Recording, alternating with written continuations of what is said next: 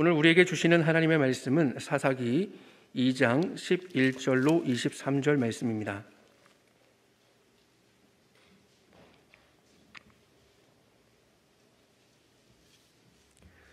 구약성경 362쪽쯤에 있습니다. 사사기 2장 11절로 23절에 있는 하나님 말씀을 제가 봉독하겠습니다. 이스라엘 자손이 여호와의 목전에 악을 행하여 바알들을 섬기며 애굽 땅에서 그들을 인도하여 내신 그들의 조상들의 하나님 여호와를 버리고 다른 신들 곧 그들의 주위에 있는 백성의 신들을 따라 그들에게 절하여 여호와를 진노하시게 하였으되 곧 그들이 여호와를 버리고 바알과 아스다롯을 섬겼으므로 여호와께서 이스라엘에게 진노하사 노력하는 자의 손에 넘겨주사 그들이 노력을 당하게 하시며 또 주위에 있는 모든 대적의 손에 팔아 넘기심에 그들이 다시는 대적을 당하지 못하였으며 그들이 어디로 가든지 여호와의 손이 그들에게 재앙을 내리시니 곧 여호와께서 말씀하신 것과 같고 여호와께서 그들에게 맹세하신 것과 같아서 그들의 괴로움이 심하였더라. 여호와께서 사사들을 세우사 노략자의 손에서 그들을 구원하게 하셨으나 그들이 그 사사들에게도 순종하지 아니하고 오히려 다른 신들을 따라가 음행하며 그들에게 절하고 여호와의 명령을 순종하던 그들의 조상들이 행하던 길에서 속히 치우쳐 떠나서 그와 같이 행하지 아니하였더라. 여호와께서 그들을 위하여 사사들을 세우실 때에는 그 사사와 함께 하셨고 그 사사가 사는 날 동안에는 여호와께서 그들을 대적의 손에서 구원하셨으니 이는 그들이 대적에게 압박과 괴롭게 함을 받아 슬피 부르짖음으로 여호와께서 뜻을 돌이키셨음이거늘 그 사사가 죽은 후에는 그들이 돌이켜 그들의 조상들보다 더욱 타락하여 다른 신들을 따라 섬기며 그들에게 절하고 그들의 행위와 패역한 길을 그치지 아니하였으므로 여호와께서 이스라엘에게 진노하여 이르시되 이 백성이 내가 그들의 조상들에게 명령한 언약을 어기고 나의 목소리를 순종하지 아니하였은즉 나도 여호수아가 죽을 때에 남겨둔 이방 민족들을 다시는 그들 앞에서 하나도 쫓아내지 아니하리니 이는 이스라엘이 그들의 조상들이 지킨 것 같이 나 여호와의 도를 지켜 행하나 아니하나 그들을 시험하려 함이라 하시니라. 여호와께서 그 이방 민족들을 머물러 두사 그들을 속히 쫓아내지 아니하셨으며 여호와의 손에 넘겨주지 아니하셨더라. 아멘.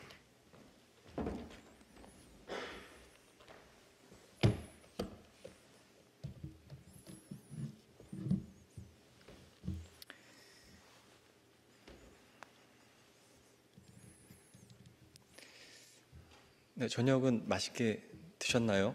네, 오늘 제가 화성교회에서 강단에 서서 설교하게 된 시간이 오늘 마지막입니다. 제가 이번 주를 마지막으로 사임을 하게 되었는데요.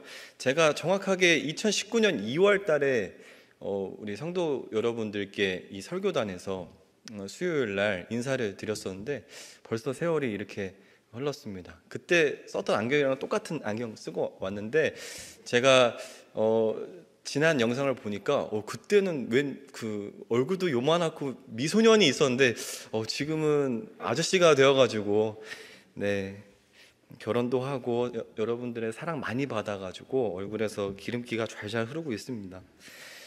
제가 지난 주일 설교 중등부 설교 때 교육부서 교육자로서 아이들에게 어떤 말씀을 마지막으로 전할 수 있을까 고민하다가 복음에 관하여서 말씀을 전했는데요. 오늘 제가 교육부서 교육자로서 우리 어른 세대의 성도 여러분들께 어떤 말씀을 전할까 하다가 오늘 이 말씀을 좀 묵상하면서 신앙의 유산이라는 제목으로 함께 은혜를 나누고 주의 마음을 우리 가슴에 품는 시간을 갖고자 합니다. 오늘 본문은 여호와의 종 여호수아가 죽고 난 이후의 사건들을 간략하지만 되게 충격적이게 우리에게 소식으로 들려주시는데요. 바로 이스라엘이 여호와 하나님을 버린 사건입니다. 이 사건이 왜 우리에게 충격적으로 다가오냐 하면요. 여호수아서 23장, 24장의 장면을 우리가 너무나 잘 알고 있기 때문에 그렇습니다. 여호수아서 23장, 여호수아서 24장의 장면이 어떠했나요? 죽음을 앞둔 여호수아가 이스라엘 온 백성들 앞에서 오직 여호와 하나님만을 섬기는 신앙으로의 이 초청을 담대하게 선포하고, 이 이스라엘 백성들은 오직 하나님만을 섬기겠다고 맹세하는 것으로 화답하는 아주 장엄하고 아름답고 감격스러운 장면이었습니다. 아마 그 현장에 있었다면 벅차오르는 감정과 마음을 쉽게 다스릴 수 없었을 그런 현장이었을 거예요. 저희도 종종 이런 장면, 이렇게 장엄하고 웅장한 것은 아니지만 1년에 2번 정도 이런 느낌을 받습니다. 세례식 때죠. 우리 청소년들이 이제 입교를 하거나 세례를 받을 때, 우리 영아들이 유아 세례를 받을 때, 우리 모든 어른 세대들이 일어나 아멘으로 화답하는 그런 아주 아름답고 감격스러운 장면을 우리는 많이 경험하고 알고 있습니다.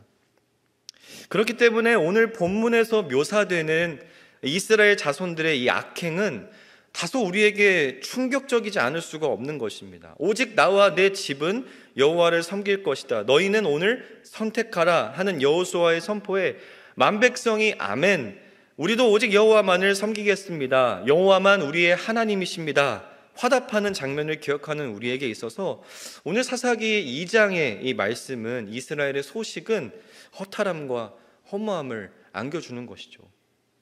그렇다면 왜 이스라엘은 이처럼 타락했을까요? 왜 승리의 길을 걷고 있었던 이스라엘, 하나님이 친히 앞장서시던 이스라엘의 모습이 이처럼 처절한 불신앙의 모습을 보여주고 있냐 하는 것입니다. 그것은 여호와의 신앙의 유산이 끊어졌기 때문입니다. 사사기 2장 8절과 10절의 말씀을 우리 함께 읽어보겠습니다. 시작. 여호와의 종 눈의 아들 여호수아가 110세에 죽음에 그 세대의 사람도 다 그 조상들에게로 돌아갔고, 그 후에 일어난 다른 세대는 여호와를 알지 못하며 여호와께서 이스라엘을 위하여 행하신 일도 알지 못하였더라.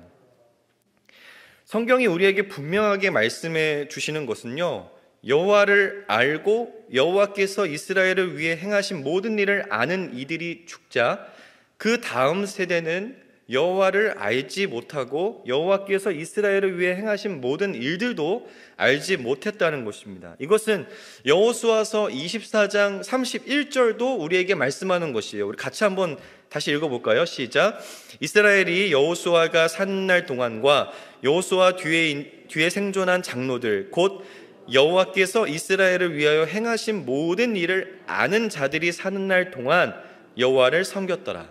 아멘. 이것이 무엇을 말씀해 주는가 하면요, 그 다음 세대는 여호와를 섬기지 않았다는 것을 우리에게 말씀해 주고 있는 것입니다. 무엇이 원인일까요? 왜 다음 세대는 여호와를 알지도 못하고 여호와를 섬기지도 않았냐는 것입니다. 저는 오늘 한 가지 원인을 함께 나누고자 합니다. 바로 지도자들, 어른 세대의 타락입니다. 여호수아서 특히 23장과 24장을 보면 여호수아가 먼저 장로들과 우두머리들과 재판장들, 공직자들을 불러다가 세워놓고 앞으로 이스라엘이 꼭 명심해야 될 여호와 신앙에 대해서 일장연설을 했다는 것을 우리가 볼 수 있는데요, 사사기 2장에 보면 이 지도자들, 어른 세대들이 등장하지 않는다는 것입니다. 여호수아서에서 분명히 이 신앙 전수의 책임을 가장 앞장서서 짊어지고 있던 이 지도자들, 어른들이 사사기에서는 그 모습을 싹 감추고 있다는 것이죠. 이들의 책임은 다음 세대에게 여호와의 신앙, 여호와 신앙과 여호와께서 이스라엘에게 행하신 이 역사들을 가르치는 것이었습니다. 여호수아서 24장 22절입니다. 여호수아가 백성에게 이르되 너희가 여호와를 택하고 그를 섬기리라 하였으니 스스로 증인이 되었느니라 하니 그들이 이르되 우리가 증인이 되었나이다 하더라. 이를 위해서 여호수아는 여호수아 24장 25절과 26절에 율례와 법도를 제정하고 모든 말씀을 하나님의 율법책에 기록한 다음에 누구나 오고 가면서 볼 수 있도록 성소 곁에 있던 상수리 나무 아래에 아주 큰 기념비를 세웠습니다. 그래서 여호와 하나님을 믿기로 한 그 신앙을 전수하고자 했던 것이죠. 같이 한번 읽어볼까요? 여호수아서 24장 25절 26절입니다. 그날에 여호수아가 세겜에서 백성과 더불어 언약을 맺고 그들을 위하여 율례와 법도를 제정하였더라. 여호수아가 이 모든 말씀을 하나님의 율법책에 기록하고 큰 돌을 가져다가 거기에 여호와의 성소 곁에 있는 상수리 나무 아래에 세우고, 그렇기 때문에 지도자들과 어른들은 자녀 세대들에게 이것들을 꼭 가르쳐 지키게 해야 하는 책임을 가지고 있었다는 것입니다. 왜요? 그들을 구원하신 여호와를 잊어버리지 않게 하기 위해서이죠. 여호와 하나님만을 섬기는 복을 누리게 하기 위해서입니다. 또 여호와 하나님께 붙어 있으면 살고 여호와 하나님을 떠나면 죽는다는 이 신앙을 물려주기 위해서라는 것이죠. 하지만 지도자들, 이 어른 세대들은 맡은 바 책임을 다하지 못했습니다. 혹시 하나님의 말씀이 담긴 이 율법책을 잃어버린 것은 아닐까? 혹시 이 율법책이 없어진 것은 아닐까? 전쟁 중에 잃어버린 것은 아닐까? 이렇게 생각해 볼 수 있겠는데요. 그것 또한 아닙니다. 사사기 2장 15절에 보면 그들이 어디로 가든지 여호와의 손이 그들에게 재앙을 내리시니 곧 여호와께서 말씀하신 것과 같고 여호와께서 그들에게 맹세하신 것과 같아서 그들의 괴로움이 심하였더라라고 기록하고 있습니다. 말씀이 있었다는 거예요. 말씀을 알고 있었다는 겁니다. 재앙을 당하고 여호와 하나님의 손길이 느껴지지 않으니까 어디 창고에 깊숙이 처박아 누웠던 율법책을 다시 들여다 보았는지 어쨌는지는 모르겠지만 하나님의 말씀이 기록된 율법책을 가지고 있었다는 거예요. 그들은 하나님을 알 수 있는 이 말씀, 율법이라는 수단이 있었습니다. 그러나 그것을 전혀 읽지 않았고 그것을 전혀 다음 세대들에게 전수하지도 않았다는 것입니다. 여호와 신앙을 자녀들에게 가르치지 않았다는 것이죠. 그 결과로 이스라엘은 우상 숭배의 죄를 범하게 되었고 하나님의 진노를 사게 되었습니다. 하나님께서는 이스라엘 백성들에게 마땅한 징계를 내리셨어요. 이방 민족들을 들어서 이스라엘 민족들에게 재앙을 내리셨죠. 하지만 하나님은 동시에 긍휼도 베풀어 주셨습니다. 오늘 우리가 방금 읽은 책 이름이 사사기잖아요. 사사가 등장하는 것이죠. 하나님께서는 사사들을 세우셔서 대적들에게 노략질 당하고 고난당하고 있는 이스라엘 백성들을 구원하셨습니다. 하지만 불행하게도 신앙의 계보가 한번 끊겨버린 이스라엘, 자극적이고 쾌락적인 우상숭배의 맛을 본 이 이스라엘은 하나님의 긍휼을 경험했음에도 불구하고 이전보다 더 타락합니다. 사사기 2장 19절입니다. 같이 한번 읽어보겠습니다. 그 사사가 죽은 후에는 그들이 돌이켜 그들의 조상보다 더욱 타락하여 다른 신들을 따라 섬기며 그들에게 절하고 그들의 행위와 패역한 길을 그치지 아니하였으므로. 사사기를 읽어보면 총 12명의 사사가 등장하는데요. 이스라엘 백성들이 한 명의 사사가 죽을 때, 그러니까 한 세대, 한 대, 두 대가 지날 때마다 더 타락하고 더 악해졌다는 것입니다. 여호와 신앙을 물려주지 않은 민족이, 가정이, 교회가 이보다 더 악해질 수 있을까 하는 단계에서도 더 악해질 수 있다는 것을 오늘 우리에게 보여주고 있는 것이죠. 우리는 여호와 신앙의 계승이 한번 끊겨버린 그 결과가 어떠한 영향을 우리에게 주는지를 우리는 함께 살펴보고 있습니다. 하지만 우리에게 소망이 있는 것은요, 이 가운데서도 하나님의 사랑과 긍휼을 발견할 수 있다는 것이에요. 이스라엘은 하나님을 버렸습니다. 계속 버렸어요. 전쟁에 그치고 찾아온 평화 속에서 자극적이고 쾌락적인 우상 숭배를 쫓았던 이스라엘은 하나님을 버렸습니다. 그러나 하나님께서는 마땅한 징계를 하심과 동시에 긍휼의 초청을 멈추지 않으셨어요. 이스라엘은 점점 타락했습니다. 이스라엘 자손이 또 여호와의 목전에 악을 행하니라는 구절이 계속 반복되는 것처럼 점점 더 악해졌지만 하나님께서는 의로운 오른손으로 그들을 붙드셨습니다. 변함없이 이스라엘에게 12번이나 사사를 보내셨고 그들을 구원하시며 여호와께 돌아오도록 초청하셨어요. 사사가 필요했다는 것은 당시에 마땅한 지도자들이 없었다는 것입니다. 모범을 보고 본을 따라서 신앙을 할 만한 어른 세대가 없었다는 거예요. 하나님의 대리자로서 여호수아와 조상들을 이어서 신앙을 가르쳐 지키게 하고 바른 길로 인도할 지도자들이 단 한 사람도 없었기 때문에 하나님께서는 사사들을 세우셔서 직접 이스라엘을 이끌어 가셨습니다. 아무도 여호와를 알지 못하고 아무도 이스라엘에게 긍휼과 구원을 베푸신 하나님을 찾지 않는 그때에도 우리 하나님께서는 신실하고 성실하게 하나님의 백성들을 위해 일하셨다는 것입니다. 그렇다면 오늘 이것을 너무도 잘 알고 있는 우리는 어떻게 살아야 될까요? 오늘 주신 본문 가운데 이스라엘의 상황과 하나님의 성실하심을 발견한 우리는 어떻게 살아야 하냐는 것입니다. 첫 번째로 타락한 이스라엘의 지도자들과 같이 되지 않기 위해서 우리는 주의해야 될 것입니다. 이스라엘은 율법책을 가지고 있었습니다. 하나님의 말씀이 담긴 책을 가지고 있었어요. 그러나 그것을 가까이 하지 않았습니다. 그 책에 무슨 내용이 담겨 있는지 별다른 관심이 없었습니다. 하지만 우리는 달라야 되는 것이죠.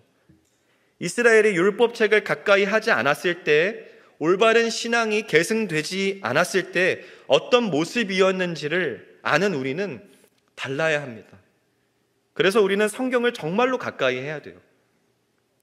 구약성경, 복음서, 바울서신, 히브리서와 공동서신, 요한계시록, 이 성경을 읽고 공부하면서 우리는 우리 교회는 지금 어떤 시대적 배경 가운데 어떤 시대적 상황에 처해 있는가 성경 말씀을 통해서 진단해야 됩니다. 우리 가정은 어떤 위치에 있는가? 내 자녀는 앞으로 어떻게 살아야 되는가? 우리 세대는 어떤 시기적 상황에 성경 말씀에 비추어 볼 때 이쯤 되는 시대적 상황에 비추어 보면 되겠다. 우리는 성경 말씀을 통해서 그 해답을 찾아가야 된다는 것이죠. 그 말씀을 가지고 새신자들과 자녀들에게 하나님을 소개하고 그 하나님의 말씀대로 살아가도록 지도해야 하는 것이죠. 무엇보다 하나님의 관계 속에서 하나님을 인격적으로 만나고 교제하면서 하나님 알기를 힘써야 할 것입니다. 아까 함께 읽었던 말씀 중에 여호와를 알지 못하더라 할 때 그 알지 못한다, 안다라는 단어는 우리가 너무나 잘 아는 단어입니다. 야다라는 단어예요. 이것은 그냥 지식적으로 아는 것이 아닙니다. 관계적으로 아는 것이에요. 제가 담임 목사님에 대해서 그냥 알지 못하는 상황에 건너 들은 어떤 정보적으로 아는 그런 알미 아니라 대화도 하고 담임 목사님과 대화도 하고 교제도 하면서 저는 이윤수 담임 목사님을 알고 있습니다 라고 이야기할 수 있는 그런 알미인 것이죠. 그것을 넘어서 이 알은 부부관계를 가리킬 때 쓰이는 이 알의 단어도 그 의미도 있습니다. 깊은 교제인 것이죠. 서로만 알 수 있는 깊은 교제. 우리 하나님과 우리는 정말 관계적으로 그 교제 속에서 그런 풍성한 알미 더욱더 충만히 흘러넘치도록 이를 위해서 애를 써야 되는 것입니다. 기도해야 되는 것이죠. 그런 의무는 먼저 부름받은 우리 모든 신자들에게 다 있습니다. 만일 이곳에 모인 우리가 정말 하나님께서 뭐라고 말씀하시는가에 대해 관심을 갖지 않거나 하나님과의 관계 속에서 사랑하면서 하나님에 대해서 알기를 힘쓰지 않는다면 우리와 우리 다음 세대의 모습은 오늘 말씀하시는 이스라엘의 모습으로 나타나게 될 것입니다. 우리는 두 번째로 그럼에도 불구하고 하나님께서는 절대 자기 백성을 버리지 않으신다는 것을 믿어야 됩니다. 그 증거가 바로 우리 주님 예수 그리스도 아니겠습니까? 하나님께서 이 땅에 하나밖에 없는 아들 예수 그리스도를 보내셔서 십자가를 지게 하신 그 사건이 아니겠습니까? 사사시대처럼 악한 시대에도 자기 백성을 버리지 않으신 우리 하나님께서 십자가에서 흘리신 독생자의 피값으로 사신 우리를 버리시겠냐는 것입니다. 교회가 교회답지 못하고 세상에서 천덕꾸러기 취급을 받는 이때에도 하나님께서는 예수 그리스도를 통하여 여전히 자기 백성 삼으신 하나님의 자녀들과 함께 하고 계십니다. 상황만 봤을 때는, 지금 처한 환경만 봤을 때는 전혀 나아질 틈이 보이지 않아서 금방이라도 함몰될 것 같은 이 상황일지라도 하나님께서는 여전히 자기 백성의 손을 놓지 않으신다는 것이죠. 사사를 12번이나 보내셨던 하나님, 그 하나님께서 결국 자기 아들을 내어주시면서까지 자기 백성을 구원하셨습니다. 그 하나님이 나의 하나님, 우리 가정의 하나님, 우리 교회의 하나님이심을 믿고 신뢰하시기를 바랍니다. 자기 아들을 죽음 가운데 내버려 두시지 않으시고 죽은 자 가운데서 다시 살게 하신 하나님께서 반드시 예수님의 몸된 우리 자신, 우리 교회, 우리 가정을 일으키실 거예요. 우리는 이것을 신뢰함으로 말씀을 가까이 하고, 이것을 신뢰함으로 말씀을 가르치고 지키게 해야 되는 것이죠. 우리가 아는 하나님을 전해야 되는 것입니다. 사랑하는 화성교회 성도님들, 봉사가 있기 전에, 교육이 있기 전에, 사역이 있기 전에 하나님께서는 그 일을 위해 애쓰고 힘쓰고 있는 우리와 늘 머물러 함께 하실 거예요. 여호수아서 23장 3절의 말씀 같이 한번 읽어보겠습니다. 너희 하나님 여호와께서 너희를 위하여 이 모든 나라에 행하신 일을 너희가 다 보았거니와 너희 하나님 여호와 그는 너희를 위하여 싸우신 이시니라. 마태복음 28장 19절 20절입니다. 그러므로 너희는 가서 모든 민족을 제자로 삼아 아버지와 아들과 성령의 이름으로 세례를 베풀고 내가 너희에게 분부한 모든 것을 가르쳐 지키게 하라. 볼지어다 내가 세상 끝날까지 너희와 항상 함께 있으리라 하시니라. 아멘. 잠시 저희 어머니 얘기를 좀 하겠습니다. 제가 지난 수요 예배 설교 때 저희 가정 환경에 대해서 한번 말씀드린 적이 있죠. 굉장히 가난한 환경 가운데 저는 청년기를 보냈습니다. 그때 저는 예수님을 인격적으로 만나지 못했을 때입니다. 모태신앙이었지만 교회는 출석하고 예배는 드리는데 예수님에 대해서 지식적으로는 아는데 인격적으로 야다의 알을 알지 못하는 그런 때였습니다. 그때 항상 저는 아침이면은 저희 어머니 기도 소리 때문에 깨야 됐습니다. 저녁에 이제 졸려서 잠에 들려고 그러면 어머니 기도 소리 때문에 잠을 잘 들지 못하는 그런 환경에 저는 자랐습니다. 제가 기억하는 어머니는 기도하는 어머니셨어요. 그러니까 가정 환경은 가난하고 부모님은 능력이 아들에게 하나밖에 없는 아들, 둘인데요. 정말 눈에 넣어도 아프지 않을 이 아들에게 물려줄 수 있는 게 없었어요. 뭔가 물질적으로 혹은 가방끈이 길어서 지식적으로 물려줄 수 있는 게 아무것도 없었습니다. 물려줄 수 있는 것은 단 한 가지뿐이었어요. 우리 예수 그리스도를 믿는 믿음과 기도하는 것이었습니다. 아침에 기도하는 어머니의 소리에 일어나고 기도하는 어머니의 목소리를 들으며 잠자리에 들었던 지난 그 청소년기, 청년기의 그 어머니의 신앙이 물려받은 그 유산이 오늘 저를 이 자리에 있게 한 것이죠. 우리 화성교회에 존경받는 어른들이 많이 계십니다. 많이 존경받는 어른들 중에서 한 장로님께서 제가 2019년에 처음 이 교회에 부임했을 때 제가 아는 분이라고는 담임 목사님밖에 없었을 때 처음 대화를 나눈 어른이셨습니다. 그 장로님께서는 저에게 악수를 청하시면서 첫 마디로 무엇을 말씀하셨냐면 죽기까지 기도하세요라는 말이었습니다. 저는 그 말은 아마 평생 잊지 못할 것입니다. 풋내기 27살, 28살 아들보다 한참 어린 교육자, 이제 막 처음 사역을 시작하는 교육자에게 그 어른께서 저에게 하신 말씀은 중등부를 잘 이끌어 주세요, 설교를 잘 해주세요, 복음을 잘 전해주세요가 아니었습니다. 기도하시라는 거였습니다. 이분들의 이 신앙 유산은 무엇으로부터 나오는 것이었을까요? 우리 인생이 하나님 아버지께 달려 있다는 것을 알고 계셨기 때문이겠죠.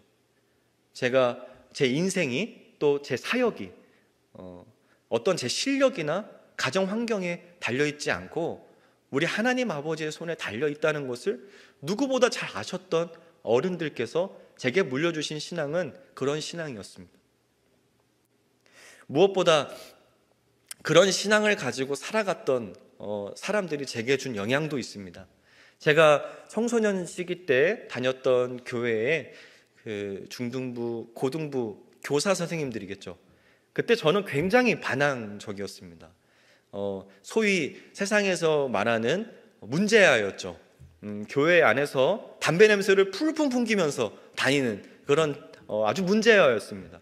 학교에서 항상 어머니께 전화가 가는, 그래서 어머니가 학교에 찾아와서 항상 머리를 숙여 써야 되는 그런 질풍노도의 시기를 경험하는 그런 청소년이었어요. 그러니까 교회에서 앉아있기는 앉아있는데 예배를 드리긴 드리는데 제가 어떤 모습이었겠냐는 것이죠. 그때에 저를 지도하셨던 선생님들은 단 1원 방구도 저를 혼내신 적이 없습니다. 그저 사랑으로 계속 묵묵히 제가 교회에 가면 반겨주시고 배척하는 것이 아니라 그 여호와 신앙을 가지고 언제나 그 자리에서 저를 기다려주셨어요. 저희 같이 신앙생활을 했던 청년들도 마찬가지였습니다. 그렇게 신앙생활을 하다가 저는 군대를 제대하면서 예수님을 만났습니다. 그러다 보니까 출석하지 않던 이제 대학부, 청년부에 다시 이제 출석을 해서 신앙생활을 하기 시작했는데요. 그때 저를 바라보는 청년들의 시선이 아직 잊혀지지 않습니다. 왜 저 오빠가, 왜 저 형이, 제가 다시 우리 공동체에 왔는가? 저는 그들에게 있어서 약간 뭐라 그래야 되죠? 달갑지 않은 대상이었습니다. 교회에서 천덕꾸러기였고 늘 반항적이었던 이미지로 기억되기 때문에 그렇죠. 제가 예수님을 인격적으로 만나고 그 교회에 다시 출석하기 시작했을 때 그들은 묵묵히 저를 받아주었습니다. 그런 시선이 있었음에도 불구하고 저를 기다려 주었습니다. 제가 정말 예수님을 다시 만났구나 라고 인정해주고 저와 함께 신앙생활을 해주기 시작한 것이죠. 그때의 어머니께서, 그 한 어른께서 제게 물려주신 그 신앙, 그리고 제가 경험한 그 신앙을 가지고 있었던 사람들의 그 가치관, 그것이 오늘 저를 이 자리에 있게 만들었습니다. 말도 안 되는 그 정말 미래와 장래가 불투명한, 대체 제가 커서 뭐가 될까 싶은 그 청소년이 오늘 이 자리에 목사가 돼서 서 있는 것이죠. 이스라엘 백성들은 그들이 물려줄 수 있는 것이 여호와 신앙뿐이라는 것을 잊어버렸습니다. 그들이 약속의 땅 가나안 땅에 도착할 수 있었던 것은 무엇 때문이었을까요? 하나님이 구원하시고 먹이시고 입히시고 발이 부르트지 않도록 보호하셨기 때문이 아닌가요? 그들이 스스로 메뚜기라고 칭하면서까지 강대하다 여겼던 거인 족속, 강력한 군사력, 난공불락의 요새를 갖춘 가나안 족속들과의 전쟁에서 어떻게 승리할 수 있었냐는 것입니다. 여호와의 군대 대장이 앞장서서 그들의 전쟁을 승리로 이끌었기 때문이 아니냐는 것이죠. 그들이 보고 듣고 경험한 모든 것은 여호와를 믿으면 살고 여호와를 떠나면 죽는다는 그 신앙 원리뿐입니다. 그들이 그들의 자녀 세대들에게 물려줄 수 있었던 것은 그 신앙밖에 없었다는 거예요. 가나안 땅에서 하나님이 비를 내려주셔야만 젖과 꿀이 흐르는 그곳에서 그들은 여전히 여호와 하나님만을 바라며 그분을 섬기는 모습으로 자녀들에게 하나님을 소개했어야 된다는 것이죠. 신명기 8장의 말씀처럼 가나안 땅에서의 그 부요를, 그 평화를 자기가 얻은 줄로 생각하고 그리고 스스로가 실제로 얻을 수 있을 줄로 생각한 이스라엘 백성들은 그 신명기 8장의 말씀대로, 그 예언대로 멸망을 경험했습니다. 오늘날 이 모든 것을 보고 듣고 배운 우리는 어떻게 해야 가난을 극복할 수 있는지, 어떻게 해야 좋은 대학을 갈 수 있는지, 어떻게 해야 앞날을 대비할 수 있는지를 가르쳐 주기 이전에 그 모든 것이 하나님께 달려있음을 신앙하는 것을 가르쳐 주어야 된다는 것이죠. 하나님을 예배하고 하나님께 기도하고 하나님을 신앙하는 사람이 마땅히 가져야 할 가치관을 가지고 살아갈 수 있도록 신앙의 유산을 물려주어야 합니다. 사랑하는 화성교회 여러분, 살아계신 하나님의 말씀을 가까이 하고 가르쳐 지키게 하는 일에 전력을 다하시는 저와 여러분이 되어서 지금 자녀 세대들이, 그 이후의 다음 세대들이 하나님을 의지하고 하나님의 영광을 위해서 살아가게 되는 우리 교회 공동체가 되시기를 예수 그리스도의 이름으로 축복합니다. 지금까지 지내온 것 주의 크신 은혜요, 하나님의 약속 때문임을 잊지 않으시고 우리가 유일하게 물려줄 수 있는 여호와 신앙, 예수 그리스도의 복음, 기도하는 것, 이것을 진력하여 물려주시는 우리가 되실 수 있기를 간절히 소망합니다.